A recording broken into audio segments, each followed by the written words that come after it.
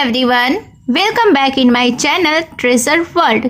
तो हाजिर हूँ मैं फिर से एक न्यू इंटरेस्टिंग मोरल स्टोरी के साथ। बहुत ही अच्छी कहानी है, वीडियो के एंड तक बने रहिएगा। बहुत सारे न्यू वर्ड्स आप इस स्टोरी में सीखेंगे। इसके साथ ही स्टोरी को रीड करना और इंग्लिश वर्ड्स के करेक्ट प्रोनाउंसिएशन के बारे में भी सीखेंगे। तो स्टोरी स्टार्ट करने से पहले अगर आप इस चैनल पर न्यू हैं, मेरी वीडियो को पहली बार वॉच कर रहे हैं, तो मेरे चैनल को सब्सक्राइब कर लें और जो बेल का आइकन दिख रहा है उसे भी प्रेस कर दें, ताकि मैं जब भी वीडियो अपलोड करूं तो इसका नोटिफिकेशन आप तक पहुंच जाए। और अगर आप मुझे फेसबुक पर सुन रहे हैं तो फॉलो ज़रूर करें। तो चलिए स्टार्ट करते हैं आज का यह इंटरेस्टिंग मोरल स्टोरी। आज के स्टोरी का टाइटल है कैट्स एंड रोस्टर्स। कैट्स यानी कि बिल्लियाँ, एंड यानी और, रोस्टर्स यानी कि मुर्गे। तो शीर्षक का अर्थ हुआ बिल्लियाँ और मुर्गे। So let's begin the story.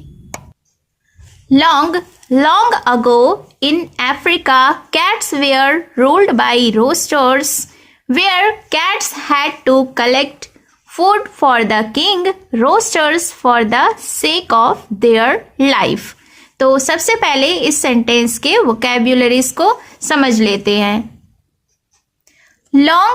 long ago यानी बहुत बहुत समय पहले। in Africa, अफ्रीका कंट्री का नेम है। कैट्स वेयर रूल्ड, कैट्स यानी कि बिल्लियाँ, वेयर रूल्ड यानी शासन किया गया था, बाई यानी कि द्वारा, रोस्टर्स यानी कि मुर्गे, वेयर यानी जहाँ, कैट्स हैड टू कलेक्ट यानी कैट्स को यानी बिल्लियों को इकट्ठा करना पड़ता था, द फूड यानी कि भोजन, फॉर द किंग, फॉर यानी के लिए, द किंग यानी कि राजा, रोस्टर्स यानी कि मुर्गे के लिए, फॉर द सेक, फॉर यानी के लिए, the sake of their life यानी उनकी जान की खातिर। तो इस सेंटेंस को समझते हैं कि बहुत समय पहले अफ्रीका में बिल्लियों पर मुर्गे का शासन था। बिल्लियों को जान की खातिर राजा मुर्गे के लिए खाना इकट्ठा करना पड़ता था। If someone dared to disobey the king, he would have given an iron combs burn as a punishment. If यानी कि यदि या अगर, someone यानी कि कोई, dared यानी हिम्मत करता था, to disobey का अर्थ होता है अवहेलना करना या ना मानना। तो to disobey यानी कि अवहेलना करने की या ना मानने की, द किंग यानी कि राजा की बात को, he would have given an iron combs, he would have given यानी कि उसे दिया जाता था, एन आयरन कॉम्स, एन यानी कि एक, आयरन्स यानी लोहे की, कॉम्स यानी कि कंघी की, बर्न यानी कि जलाने की सजा, एज अ पनिशमेंट, एज यानी के रूप में, अ यानी एक, पनिशमेंट यानी कि सजा या दंड। तो इस सेंटेंस को समझते हैं कि if someone dared to disobey the king यानी अगर किसी ने राजा की अवहेलना करने की हिम्मत की या करता था, he would have given an iron combs burn as a punishment यानी कि उसे लोहे की कंघी को जलाकर सजा के तौर पर दिया जाता था। So all cats were petrified of the hot comb.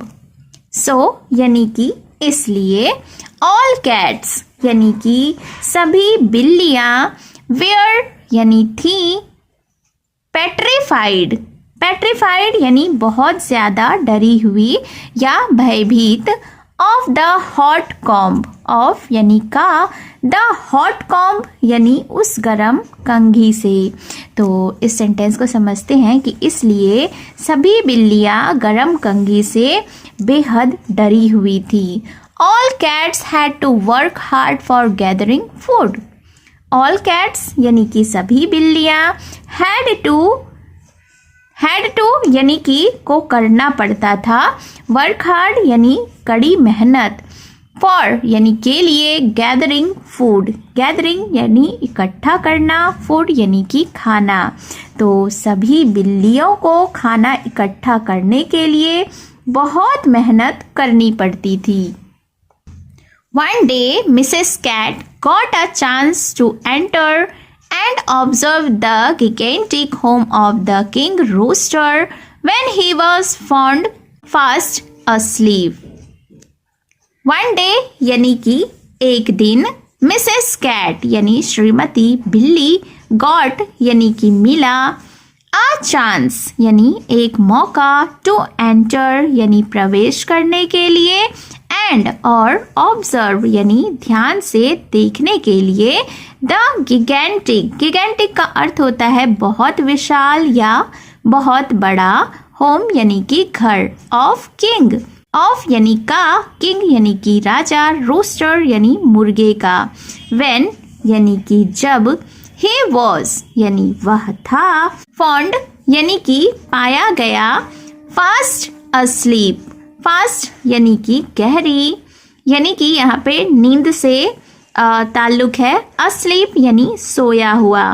तो इस सेंटेंस को समझते हैं कि one day Mrs Cat got a chance to enter and observe the gigantic home of King Rooster, यानी कि एक दिन मिसेज कैट को राजा मुर्गे के बहुत बड़े घर में जाने का और उसे ध्यान से देखने का अवसर प्राप्त हुआ।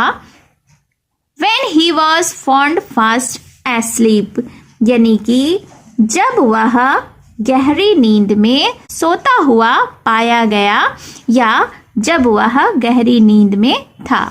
Mrs. Cat wanted to know the secret of the hotness of that comb, so she touched it timidly.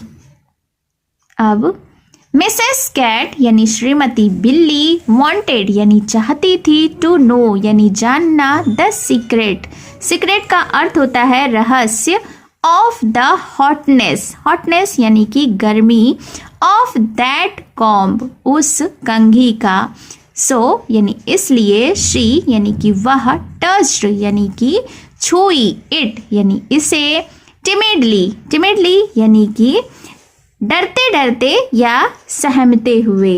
तो फिर क्या हुआ कि Mrs cat wanted to know the secret of the hotness of that comb, यानी कि Mrs cat उस कंघी की गर्मी का रहस्य जानना चाहती थी। So she touched it timidly, इसलिए उसने इसे डरते डरते छुआ। She was astounded to feel it because it was of normal temperature. She यानी कि वह, was यानी थी, astound, astound का अर्थ होता है बहुत हैरान या चकित, to feel यानी महसूस करके, it यानी इसे, because यानी कि क्योंकि, it was यानी यह था, of normal temperature, normal यानी कि सामान्य, टेम्परेचर यानी कि तापमान।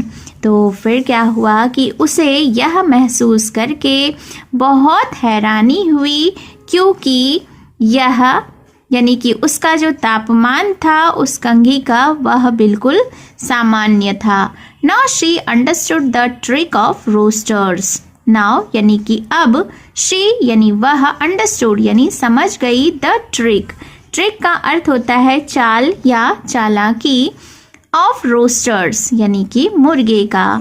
तो फिर क्या हुआ कि अब वह मुर्गे की चाल या चालाकी समझ गई थी। No longer afraid the cats pervaded there, no longer यानी अब नहीं, अफ्रेड यानी डरी हुई, द कैट्स यानी बिल्लियाँ, परवेडेड यानी फैल गई या छा गई, देयर यानी कि वहाँ।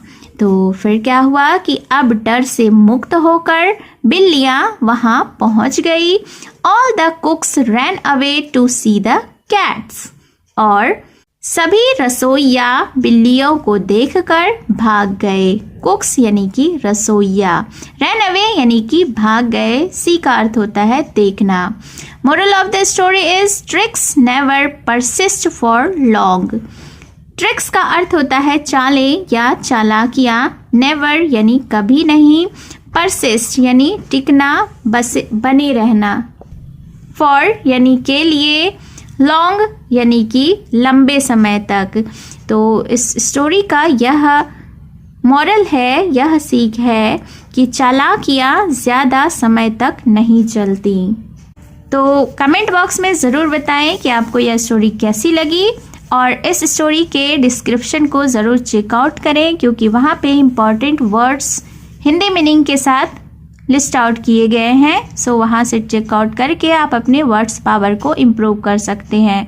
और अगर आपने अभी तक मेरे चैनल को सब्सक्राइब नहीं किया है तो चैनल को सब्सक्राइब कर लें, बेल का आइकन भी हिट कर दें, और अगर आप मुझे फेसबुक पर सुन रहे हैं तो फॉलो ज़रूर करें।